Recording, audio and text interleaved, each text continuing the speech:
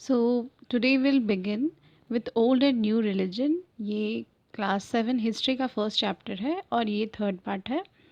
आप जो दोनों पार्ट है उसको आप देख सकते हैं।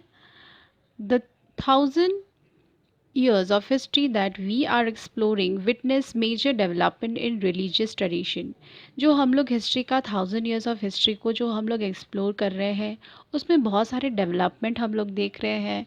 जैसे कि स्क्रिप्चर राइटिंग में जो है वो सारे चेंजेस देखे, लैंग्वेजेस में देखे, पेपर आने लगा, लोग पेपर में लिखने लगे, ये सारे हम लोग देखने लगे। तो उसी तरह बहुत सारे उस समय बहुत सारे नए नए रिलीजन, बहुत सारे धर्म का भी आना शुरू हो गया था। ठीक है। People believe in the divine was sometimes deeply personal but more usually it was collective। देखिए, लोगों का जो बिलीव था वो अपना पर्सनल था, कोई किसी को मानता था, कोई उस देवता को मानता था, लेकिन उस समय ऐसा था कि कलेक्टिवली मतलब बहुत सारे लोग किसी एक जन को पूजते थे। Collective belief in a supernatural agency religion was often closely connected with the social and economic organization of local communities। तो ये जो कलेक्टिव बिलीफ जो था किसी एक देवी देवता पर, वो जो है आपका सोसाइटी से भी रिलेटेड हो जाता था और इकोनॉमिकली भी किसी न किसी कम्युनिटी के भी रिलेटेड हो जाता था। जैसे कि मान लीजिए कोई हिंदू धर्म है या क्रिश्चियन धर्म है, कोई बौद्ध धर्म है, तो उसकी अपनी एक कम्युनिटी हो जाती थी, उसका अपना रूल्स एंड रेगुलेशन हो जाता था, उनकी अपनी सोसाइटी हो जाती थी अलग। As the social worlds of these groups altered so too their belief. तो बहुत सारे चेंजेस आए इन लोगों में, जो भी धर्म थे इनके बिलीफ में भी चेंजेस थे। It was during this period that important changes occurred in and what we call Hinduism today. तो देखिए, इस ज़माने में बहुत सारे चेंजेस आए जिसको हम लोग हिंदुइज्म बोलते हैं। These included the worship of new deities, the construction of temple by royalty, and the growing importance of Brahmins, the priest, as dominant group in the society। तो इस समय जो धर्म आए वो था हिंदुइज़्म, जो कि इसमें बहुत सारे जो डेटीज़, जो देवी देवता इंक्लूडेड थे, इनकी पूजा की जाती थी। उस समय बहुत सारे टेम्पल्स का कंस्ट्रक्शन हुआ बाय रॉयलिटी, मतलब राजा लोग के द्वारा। And growing importance of Brahmins की जो इम्पोर्टेंस थी वो बढ़ गई समाज में। प्रीस्ट की भी जो इम्पोर्टेंस थी, मतलब पुजारियों की इम्पोर्टेंस भी बढ़ गई। ठीक है। और ये जो हिंदुइज़्म और ये जो ग्रुप होते थे ब्राह्मण्स या प्रीस्ट, ये एक बहुत ही डोमिनेंट ग्रुप होते थे सोसाइटी में। डोमिनेंट का मतलब कि उनका लोग बहुत बात सुनते थे, या वो जो कहते थे लोग उस चीज़ को मतलब बहुत अच्छी तरीके से सुनते थे। Their knowledge of Sanskrit text earn the Brahmins a lot of respect in society. उनका जो नॉलेज था संस्कृत में, ठीक है, ये ब्राह्मण्स को बहुत ही रेस्पेक्ट सोसाइटी में देता था। मतलब ये लोग संस्कृत जानते थे और लोग बहुत इनको बहुत अच्छे नज़र से देखते थे और इनकी एक बहुत ही अच्छी रेस्पेक्ट होती थी सोसाइटी में। Their dominant position was consolidated by the support of their patrons, new rulers searching for prestige। तो देखिए, इनका जो पोजीशन था, इनका पोजीशन, जो ब्राह्मण्स का जो पोजीशन था, ये और हेल्पफुल, ये जो है इनको जो राजा लोग थे वो लोग इनके प्रेस्टीज को और बढ़ा देते थे। देखिए, पैट्रन्स मतलब क्या होता है? an influential wealthy individual who supports another person, an artist or a craftsperson or learned man or a noble। तो पैटर्न मतलब होता है कि एक इंसान, वेल्दी इंसान किसी दूसरे को मदद करता। तो उस समय के जो राजा लोग थे वो लोग इनको बहुत ही, ब्राह्मण्स को काफ़ी सपोर्ट करते थे कि ये लोग संस्कृत जानते हैं और अच्छे नॉलेज रखते हैं। तो ये हेल्प हो जाता था इनके रिस्पेक्ट में। One of the major development of this period was the emergence of idea of bhakti, of a loving personal deity that devotees would reach without the aid of priests or elaborate rituals। You will be learning about this and other traditions in chapter 8। तो देखिए, इस समय एक ये जो था एक ऐसा पीरियड था जिसमें ऐसी डेवलपमेंट हुई थी जिसमें एक आइडिया आया थी भक्ति की, है ना। भक्ति, आप किसी एक देवी देवता की बहुत भक्ति से पूजा करते हैं। Of a loving personal deity, deity मतलब कि कोई देवी देवता, ओके, कोई पर्सन जो है, एक इंसान जो है किसी देवी देवता को बहुत ही उसका वो भक्त है ना। That devotee reach without the aid of priest or elaborate ritual, मतलब जो डिवोटी है जो उसका पूजा कर रहा है वो इंसान बिना कोई पुजारी के और बिना कोई रिचुअल के ही वो जो है भगवान के पास पहुंच सकता है और उसका पूजा कर सकता है। तो ये जितने भक्ति मूवमेंट जो है उसको आप चैप्टर 8 में अच्छा से एलाबोरेट में पढ़ोगे। अब देखिए, this was also the period when new religions appear in the sub continent, बहुत सारे नए नए रिलीजन भी आ रहे थे। Merchant and migrants first brought the teaching of Holi Quran, जो मर्चेंट्स थे बाहर से जो लोग व्यापार करने के लिए आते थे वो होली कुरान की जो टीचिंग्स है वो यहाँ पर इंडिया में लेकर के आए 7th सेंचुरी में। Muslims regard the Quran as the holy book and accept the sovereignty of one God. Muslim जो है कुरान को होली बुक के होली बुक मानते थे, कुरान को अपना होली बुक मानते थे और वो एक ही गॉड जो है अल्लाह उसको मानते थे। Whose love mercy and bounty embrace all those who believed him without regard to social background. तो उनका मानना था कि एक ही ईश्वर है जो कि अल्लाह है और वो हर किसी को एक तरीके से ही समझते हैं, एक तरीके से मानते हैं, चाहे वो किसी भी कास्ट का बिलोंग करता हो या कोई भी क्लास का बिलोंग करता हो। तो मुसलमान को ऐसा मानना रहता था। Many rulers were patrons of Islam and the ulama learned theologians and jurists। तो बहुत सारे रूलर जो थे वो भी इस्लाम को फॉलो करते थे। And like Hinduism Islam was interpreted in a variety of ways by his followers, और जैसे कि हिंदुइज़्म को अलग अलग तरीके से इंटरप्रेट किया जाता था वैसे इस्लाम को भी बहुत सारे तरीके से उसको इंटरप्रेट किया जाता था। और हम लोग अभी देखेंगे कि कैसे उसके फॉलोअर्स थे, अलग अलग उसके भी फॉलोअर्स थे इस्लाम के, है ना।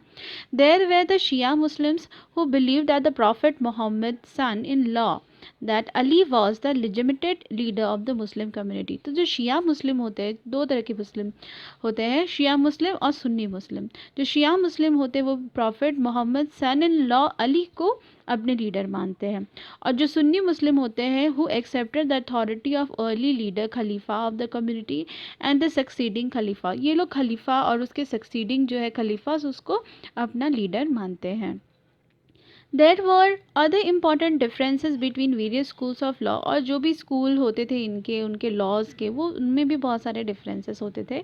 Hanafi and शेफी mainly in India and in theology and mistake tradition. तो बहुत सारे उनके जो क्लास के या स्कूल के उनका रिलीजन वाइज भी बहुत सारे नियम कानून भी सब में अलग अलग थे। अब हम लोग देखेंगे thinking about time and historical periods, है ना। टाइम और उसके हिस्टोरिक पीरियड को देखेंगे। Historians do not see the time just as passing of hours, days or years as a clock or a calendar. तो हिस्टोरियंस जो है कभी भी टाइम जो पास होता है वो घंटा या दिन या साल या किसी घड़ी कैलेंडर इसके हिसाब से नहीं देखते हैं। Time also reflects changes in social and economic organisation in the persistence and transformation of ideas and belief. तो समय के साथ साथ बहुत सारे चेंजेस होते हैं, इकोनॉमिक चेंजेस होते हैं, आइडिया में भी चेंजेस आते हैं, ठीक है, बिलीफ में भी अपने किसी इंसान का किसी कम्युनिटी के बिलीफ में क्या चेंजेस है उसमें होते हैं। तो हिस्टोरिकल जो है वो हिस्टोरियंस जो है वो इसी बिलीफ को और इसी आइडियाज़ को देखते हैं कि इस समय ऐसी बिलीफ होती थी, इस समय वैसी बिलीफ होती थी, इस तरीके से। The study of time is made somewhat easier by dividing the past into large segments, that is segments, periods that possess shared characteristics। तो देखिए इसलिए जो स्टडी करते हैं हिस्टोरियंस वो किसी समय को ऐसा डिवाइड करते हैं कि वो लोग इस समय में ऐसा बिलीव करते थे, उस समय में इस तरीके से बिलीव करते थे, तो वो जो है बड़े से पार्ट को लार्ज सेगमेंट्स को पीरियड्स में डिवाइड कर देते हैं। In the middle of the 19th century British historians divided the history of India into 3 periods. तो देखिए 19th सेंचुरी में जो ब्रिटिश हिस्टोरियंस थे उन्होंने इंडिया के हिस्ट्री को 3 पोर्शन में 3 भाग में डिवाइड कर दिया। क्या क्या, कौन कौन सा भाग? हिंदू, मुस्लिम और British. Alright, This division was based on the idea that the religion of rulers was the only important historical change and that there were no other significant developments in the economy, society, or culture. Such a division also ignored the rich diversity of the subcontinent.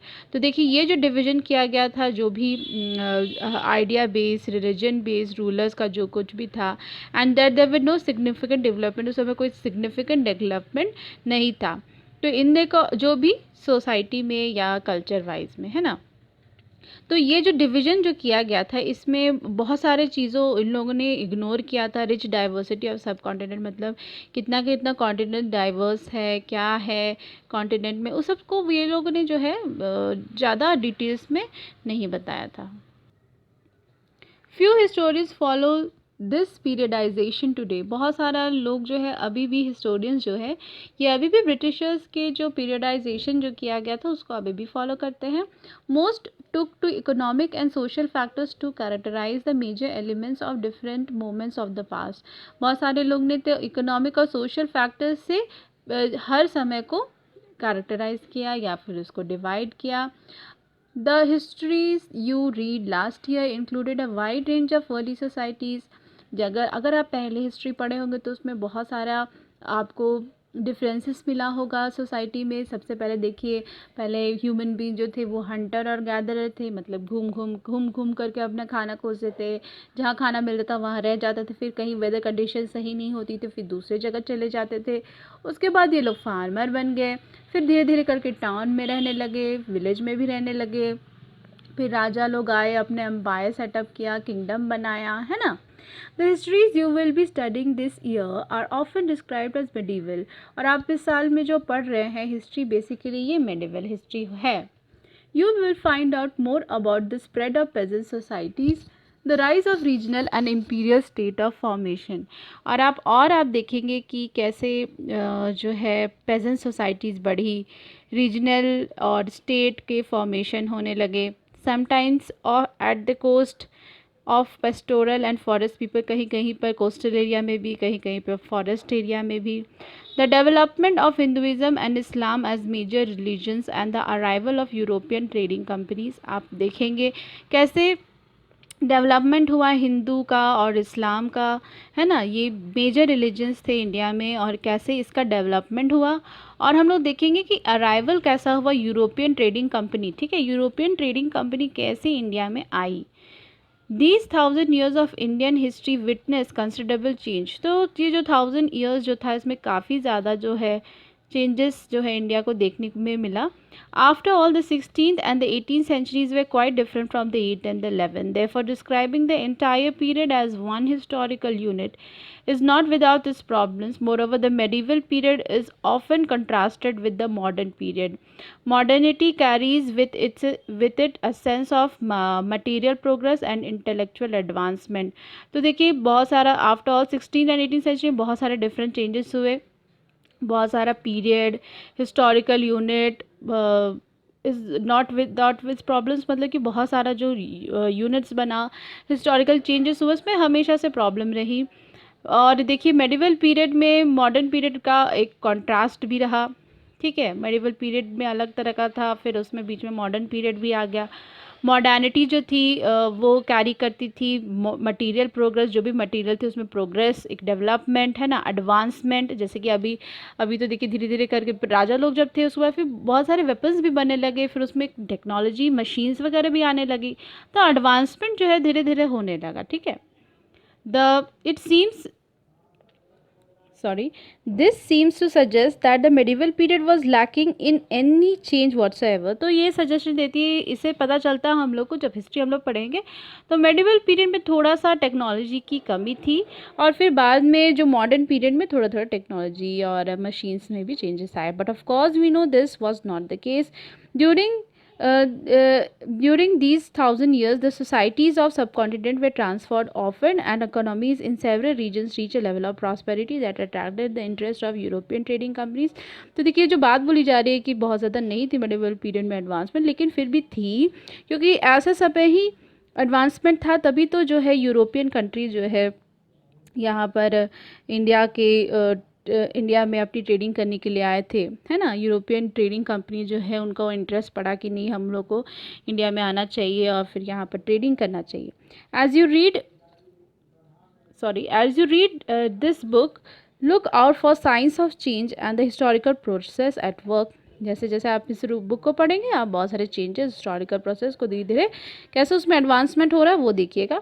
Also whenever you can compare what you read in this book with what you have last year, look out for changes and continuities wherever you can and look at the world around you to see what else has change और remain the same. यहाँ पर यही बोल रहा है कि आप जैसे जैसे ये बुक पढ़ेंगे, जैसे जैसे चैप्टर पढ़ते जाएंगे, आप देखिए, आप समझिए कि पहले जो है आपने क्या क्या पढ़ा था, उसमें क्या चेंजेस हुए, अब क्या हुआ है, अब क्या क्या आ रहा है, कौन आ रहा है हमारे देश में, क्या क्या चेंजेस हो रहे हैं, और अभी प्रेजेंट वर्ल्ड में भी आप देखिए कि उससे आप अपने आप को रिलेट कर पाते हैं कि नहीं, अभी क्या कुछ ऐसा उससे लिंक्ड है या नहीं। ऑलराइट,